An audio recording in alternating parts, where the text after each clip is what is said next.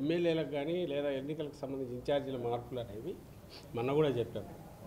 మార్పు జరిగినప్పుడు అంతకాలం ఒక ఎమ్మెల్యే దానికి ప్రాతినిధ్యం వహిస్తున్నారు, ఆయన టీం ఒకటి తయారైనప్పుడు సహజంగా కొత్త వాళ్ళు వస్తున్నప్పుడు ముందు ఉన్న బంధం అది ఉండదు కాబట్టి ఒక రకమైన అసంతృప్తితో బాధ ఆవేదన ఇవి వస్తాయి.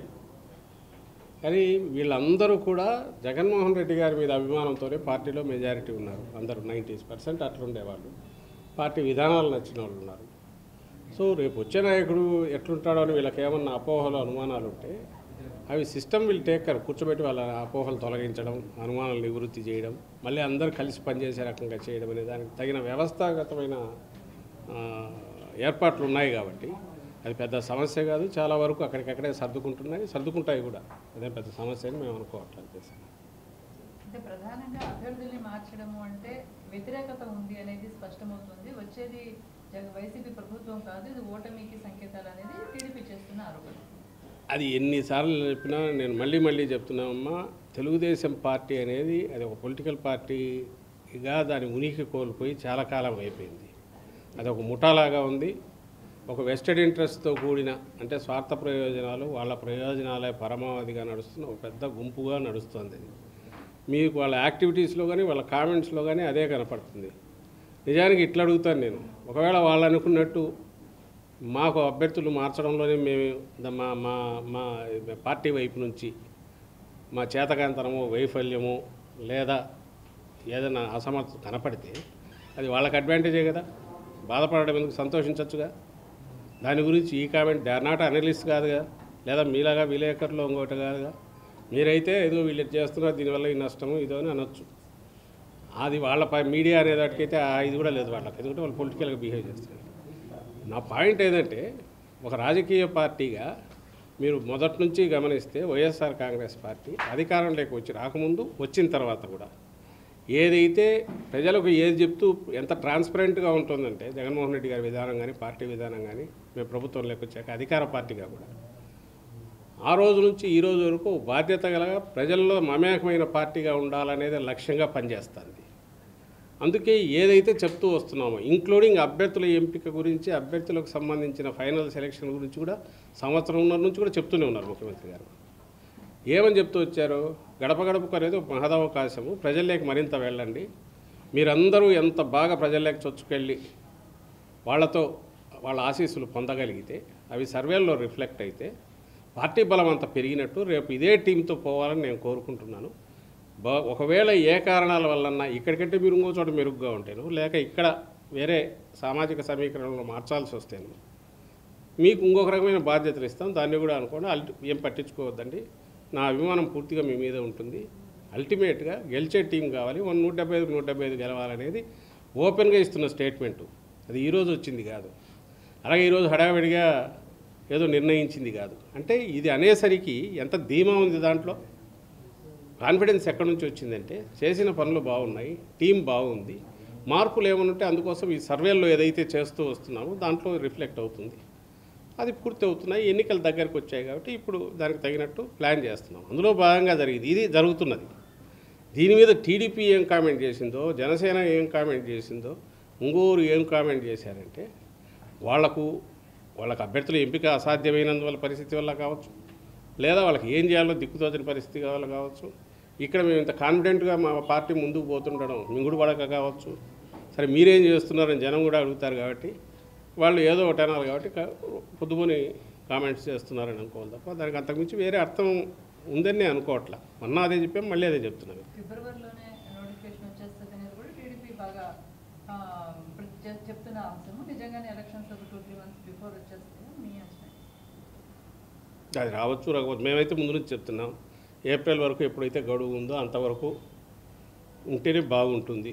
ఎందుకంటే ప్రజలకు ఆ లాస్ట్ డే వరకు ఏమేం చేయాలనుకుంటాం అన్నీ చేసి ఆ తర్వాత మళ్ళీ ఎన్నికలకు పోతే బాగుంటుంది అనేది జగన్మోహన్ రెడ్డి గారి ఆలోచన. అయితే ఈలోగా పార్లమెంట్ ఎన్నికలకు సంబంధించి వాళ్ళు ఏదైనా డెసిషన్ తీసుకుంటే వీఆర్ ఎవర్ రెడీ. అప్పుడు ముందు చెప్తున్నాం, ఇప్పుడు చెప్తున్నాం. మార్చిలో వస్తే మార్చిలో ఓకే, ఫిబ్రవరిలో వచ్చినా ఓకే, ఏప్రిల్లో వచ్చినా ఓకే. మా వరకు మేమైతే వెల్ ప్రిపేర్డ్ స్టూడెంట్ అయితే ఎట్లా ఉంటాడో ఎగ్జామినేషన్స్కి ఆ రోజు ముందు రోజు చదవడం కాకుండా కంటిన్యూస్ ప్రిపేర్ అవుతూ డిసిప్లిన్డ్ స్టూడెంట్ ఎట్లయితే హార్డ్ వర్క్ చేస్తాడో ఆ రకంగానే ప్రజల్లో ఉండడానికి ప్రయత్నం చేశాం. ప్రజలకు అనుకూలమైన పథకాలు తీసుకొచ్చారు ముఖ్యమంత్రి గారు. ప్రజల్లో ఉంటున్నాం. ఇప్పుడు మళ్ళీ వాళ్ళ బ్లెస్సింగ్స్ కోసం ఎప్పుడు ఎన్నికలైనా మేమైతే సిద్ధంగా ఉన్నాం. అందులో భాగంగానే ఈ ఎక్సర్సైజ్ కూడా నడుస్తుంది. తెలంగాణలో కాంగ్రెస్ వికెట్లు పడి ఎలక్షన్ నాటికి మిగతా పార్టీ అంతా దివాలా తీయడం ఖాయమని టీడీపీ నాయకులు ఒక ఆరోపణ చేస్తున్నారు. అదే నేను అంటున్నాను కదా, వాళ్ళకి కావాల్సింది అదే కదా. ఏడుపు ఎందుకుంగా, బాధ ఎందుకు, ఆక్రోశం ఎందుకు, సంబరాలు చేసుకోవచ్చు కదా. ఈ కామెంట్ చేయడం ఎందుకు, అవసరం లేదుగా. వాళ్ళు కోరుకుంటున్నది అదే కదా. కానీ వాస్తవం అదా, మీరు ఆలోచించండి. వాస్తవం ఏం కనపడతాయంటే తొలిసారి మామూలు ఈ రాజకీయ దీంట్లో ఇంత కాన్ఫిడెంట్గా 3 నెలల ముందే ఒకటొకటి కరెక్ట్ చేసుకుంటూ టీంను పర్ఫెక్ట్గా సెలెక్ట్ చేసుకుంటూ ఫైనల్ ఎలక్షన్లకు రెడీగా అవుతున్నాం. చాలా అడ్వాన్స్డ్ దీంట్లో పోతున్నాం. సో దట్ ప్రజలకు తెలుస్తుంది ఎవరు క్యాండిడేట్ అనేది. అలాగే అక్కడికి సంబంధించిన మార్పులు చేర్పులు వాటికి క్యాడర్ అందరు ట్యూన్ అవుతారు.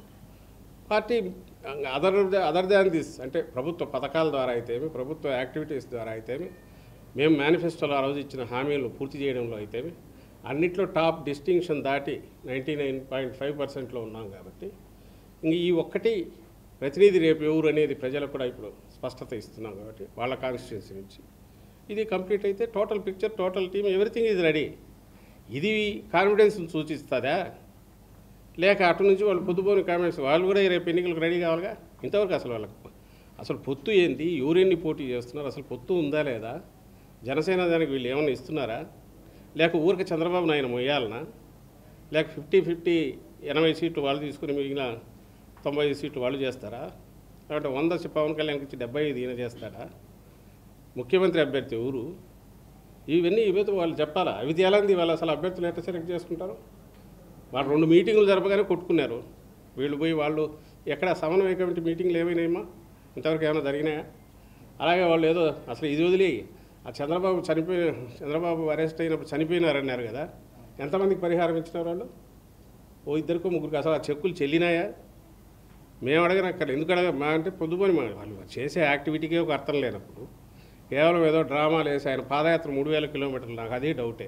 అసలు నడిచినాడా లేదా, ఎక్కడికి పోయినాడా అనేది ఇవే లేనప్పుడు అవన్నీ క్వశ్చన్లు వేసుకుంటే అనేని మాకే చెప్పడానికి ఇంత ఉంది కాబట్టి దాని జోలికి పోవట్లే. కానీ ఆన్సర్ ఇవ్వాల్సింది వాళ్ళు. అసలు ఏ యాక్టివిటీ ఎందుకు చేస్తున్నారో ఏమైనా అర్థం ఉందా? జైల్లో పడినప్పుడేమో ప్రపంచంలోని రోగాలన్నీ ఆయనలో ఉన్నట్టు అన్నారా?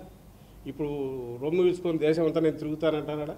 ఎక్కడి నుంచి వచ్చినా ఈ శక్తి అంతా? ఆ రోజు ఏమి ఉన్నట్టుండి జైల్లో పడగానే, లేదా ఆ రోజు ఆయన భార్య కోడలు వీళ్ళంతా వీళ్ళు తిరుగుతారన్నారు, వాళ్ళేమయ్యారు?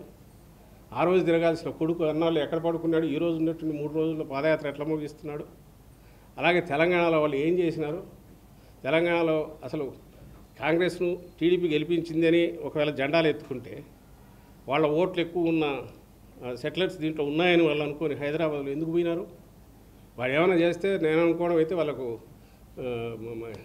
ఆ రోజు 18లో పొత్తు పెట్టుకొని దెబ్బ కొట్టారు. ఇప్పుడు కూడా వాళ్ళని దెబ్బతీసినారని అనిపిస్తుంది. వీళ్ళు మేము కాంగ్రెస్తో ఉన్నామన్నందువల్ల మిగిలిన అందరూ ఏకమైనారేమో అనే రకమైన ఇది అక్కడ హైదరాబాద్ రిజల్ట్స్ చూస్తే అనిపిస్తుంది. జంటనగర్ రిజల్ట్స్, రాజధాని రిజల్ట్స్ చూస్తే. ఇంకో పక్క ఆయన పవన్ కళ్యాణ్ ఆయన మరి ఎక్కడైతే పోటీ చేసినాడో మరి వీళ్ళ ఓట్లందరూ ఉంటే ఎందుకు వేయించలే? కుకట్పల్లి 30,000 వస్తాయా? మిగిలిన చోట్ల అసలు 100 ఓట్ల కంటే తక్కువ ఎట్లు వచ్చినాయి? అంటే టీడీపీ వాళ్ళు ఓట్లు వేయలేదు కదా అక్కడ పవన్ కళ్యాణ్కు. మరి పవన్ కళ్యాణ్ వాళ్ళు కలిసి ఇక్కడ పోటీ చేస్తారా? ఇవి వాళ్ళు 100-200 క్వశ్చన్లు వస్తూనే ఉన్నాయి. మీరు అడగలేరు, ఎందుకంటే వాళ్ళు మిమ్మల్ని అడగనివ్వరు, మిమ్మల్ని రానివ్వరు దగ్గరికి.